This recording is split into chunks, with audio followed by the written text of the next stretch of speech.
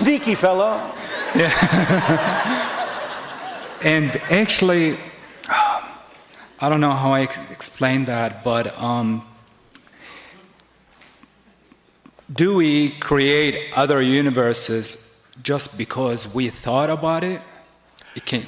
Other universes all exist at the same time. What you are creating when you think about it is that you are tapping into that frequency and creating your relationship, your experience of that universe. So it all exists, but what you are creating is your relationship to it and your experience of it and your perspective of it. Perfect. That's mean all the universes, unlimited universes, is already exist. Yes. So when we thought about something, do we receive from that universe? Yes, because now it's relevant for you to do so. Otherwise, you would not be prepared to think about it. Perfect. That's mean every idea, like every invention, every crazy idea, it's mean already there, but we just received it. Yes, but is it relevant for your reality now? That's when you broaden your bandwidth and start tapping into more universal realities so you can download what you need that is now relevant for your life path in this particular collective consensus reality that you refer to as a universe. Perfect.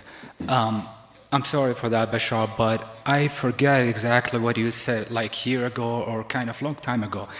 What the mind conceives, the higher mind conceives, the brain receives, the physical mind perceives. Is that related to my question or not?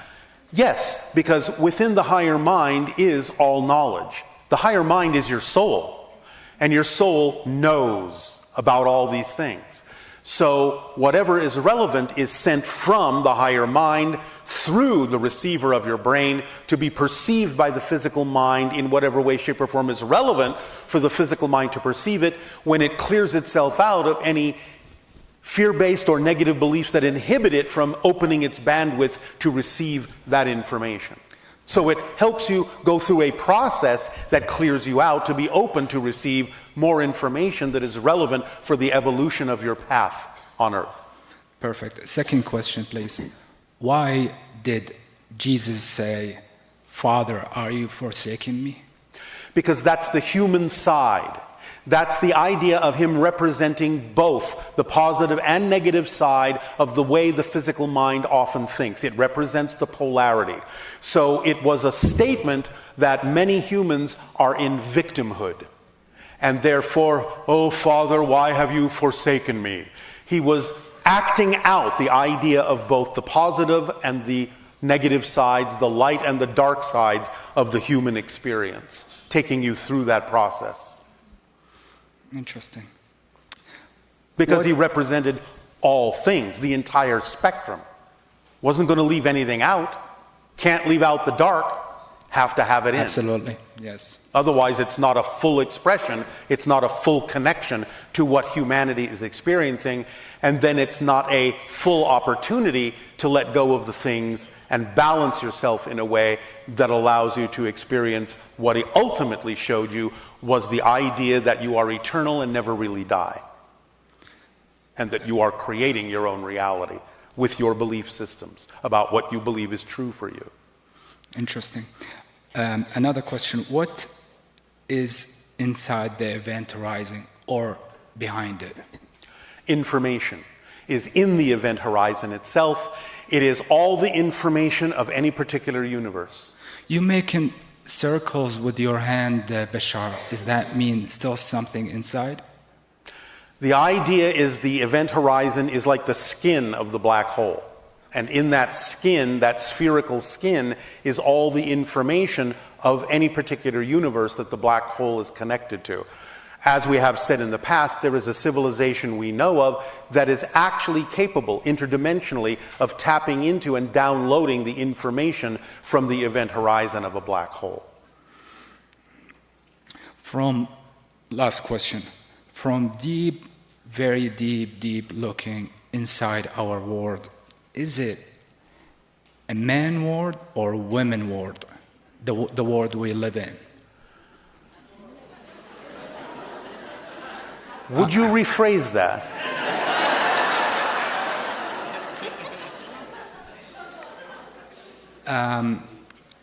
What are you actually asking? What I'm asking is, if you looked very deep to this creation, the Earth, let's stick with our planet, is it for human being experience? Deeply, Yes. deeply, is it a man creation or a woman creation? It's both.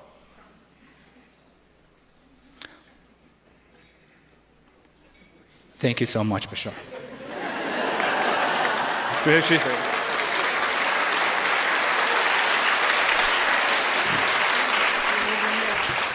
Remember that it's a spirit creation, and a spirit can be anything. But for the Earth game, it is mostly the idea of the polarities as you choose to express them, but now in the modern age, also different variations of those polarities, which is why you are having things like transitional genders. Hi, Bashar. And you good day. So I just want to say that I am so grateful to have found you because my most recent teacher, who has now transitioned out of the physical, he came in on a starship, and everything that he taught me is pretty much identical to what you're speaking of. So I'm grateful to have found you. And during that time, you know, his answer to everything was, you are the creator of everything. Yes. And Of your experience. of my experience. And so I created a situation for myself to learn on a deeper level, and seeing, feeling, and understanding that there is nothing but me. Now, wait a minute. Okay. In a sense, yes. In your experience, you are creating your versions of everything. That doesn't mean other beings don't exist.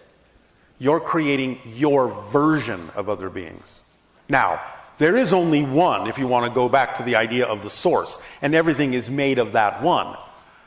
But it's not about discounting that there are other beings, because there are other perspectives of the one, and they are legitimate individuals unto themselves. But what you're experiencing is your version of them, created out of your consciousness as a representation and an interface, so that you can interface with other beings, but what you're interfacing with is your version of them. Okay, and that was part of my question, is because when I would tap into that place, I really felt on a deep level that there was nothing but me. And so the confusion was, well, I don't understand the collective. All right. Yeah. When you get the experience, the true tapping into the experience that there is nothing but you, or said another way, that everything is you, you're tapping into the experience of source, of all that is. Because from the perspective of all that is, there is nothing but it. It is everything. Everything is made of it. There's no outside to it. There's nothing else but it. So when you have that experience, you are seeing and experiencing from the perspective of source itself. Okay, awesome. Does that make sense? Yeah, absolutely. All right. And it actually, when I first would tap into it, it would actually create some panic in me. And so I actually had to, with my higher self, say, let's take a step back a little bit and let me kind of integrate and work through it a little bit slower. And now, you know, I don't feel the panic, but then the confusion, which you've just helped explain. Yes. Well, the panic was only your physical body reacting to the idea that when you tap into source, it can translate that as if you're annihilating the physical mind, which it's not ready to do. In other words, it feels like it's dying, and you go into survival mode. That also happens sometimes when you come into the presence of a very high vibrational being, extraterrestrial, spirit, what have you, is the exposure to that frequency can translate to your physical mind as if it needs to go into fight or flight survival mode, and it goes into panic because it feels like exposure to that frequency means I'm about to die, because it's the frequency of spirit. Not that you actually will die, but that's the way your physical mind often translates that frequency until you get used to it. Until you're okay with the idea that you're already dead. Okay, excellent. That makes sense. So I know that sounds funny, but the idea is you never leave spirit. You're a spirit right now. You're in spirit. You're in the spirit realm. That's your home. That's everyone's natural state. You never leave it. You are pretending that you've left it. You're dreaming that you've left it, but you're dreaming in spirit. Physical reality is not a place you go to. Physical reality is in your soul. Your physical body doesn't have a soul. Your soul has a physical body within it, at the center of its being. Physical body, physical experience is a focal point at the center of your soul. If you want to imagine your soul like a sphere of energy, an orb of light, then certain ripples and patterns and vibrations within the soul can concentrate something down to the center of the soul. The whole soul remains, but at the center there's a concentration of vibrational frequencies that creates this little crystalline nugget that you call my physical self.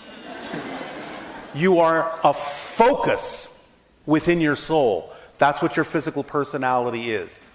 A focus within your soul.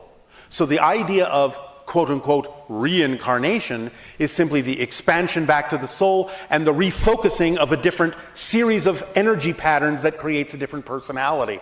But all that happens within the soul as if you're breathing in, out, in, out, in, out, in, out, within the soul. That's what physical reality is. So you're in spirit right now.